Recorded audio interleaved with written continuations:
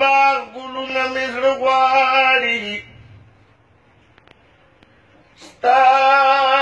د حسن صفتونه مې زړه غواړي دا خو ستا د پاکې مینې احترام کړمه کني چغې فریادونه مې زړه غواړي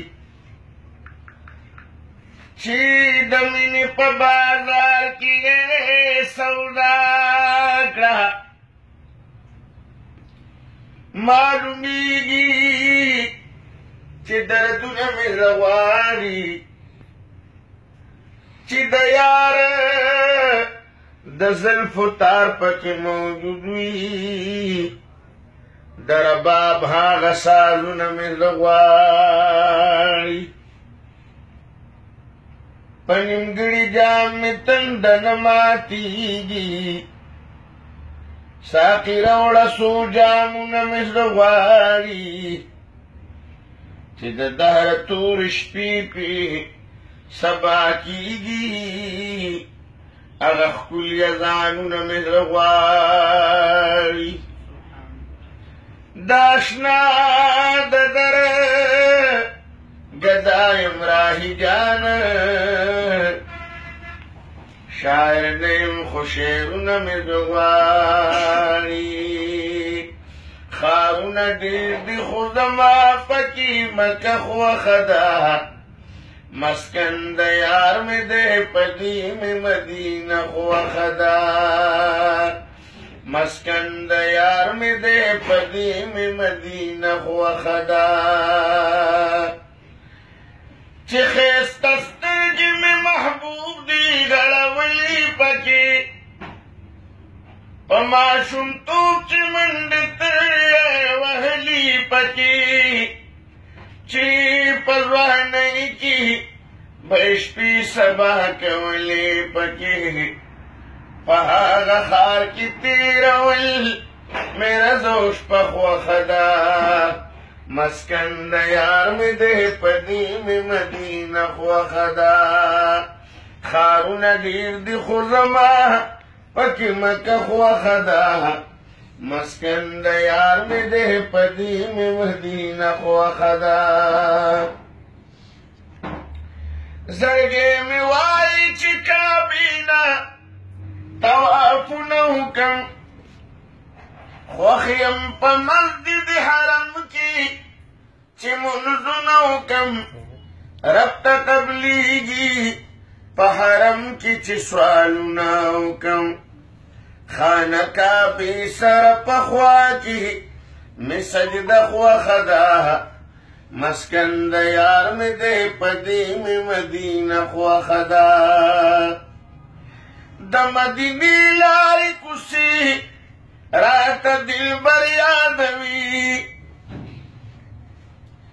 چې ګرځېدلې دي پکې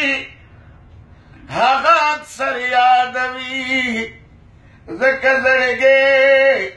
راته هغه شام او سحر یادوي ځکه زما د مدینې هره کوڅه خوښه ده مسکن د یار مې دی په دې مې مدینه خوښه ده چې د محبوب ښکلې روضې ته ودرېدلي وي پکې چې د محبوب په خوا کې اوښکې بیول وي پکې ای د شین غلاف په لیدو سترګې یخول وي پکې صلا سلام له انتخاب لمې روضه خوښه ده مسکن د یار مې دی په دې مې مدینه خوښه ده ښارونه ډېر دي خو زما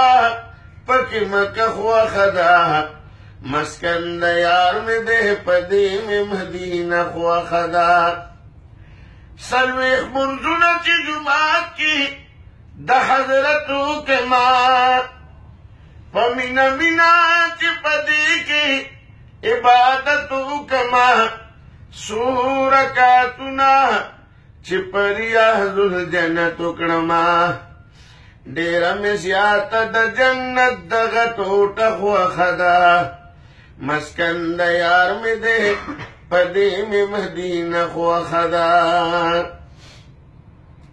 په ما د بل د عاشقۍ خبرې ښې نه لګي غفرانو دین وایي زما نورې قصې نه لګي د نورو قصې ما باندې خوږې نه لګي زما د یار د زندګۍ هره قصه خوښه ده مسکن د یار مې دی په دې مې مدینه خوښه ده ښارونه ډېر دي خو زما پکې مکه خوښه ده مسکن د یار مې دی په دې مې مدینه خوښه ده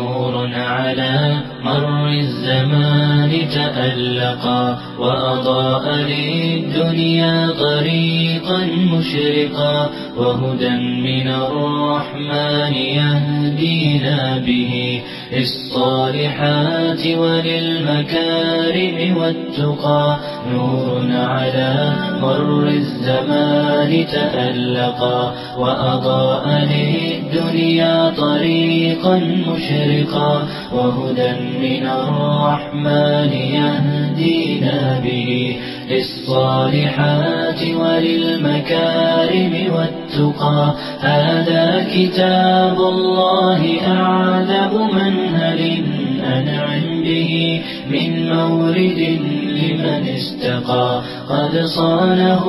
رب العباد بحفظه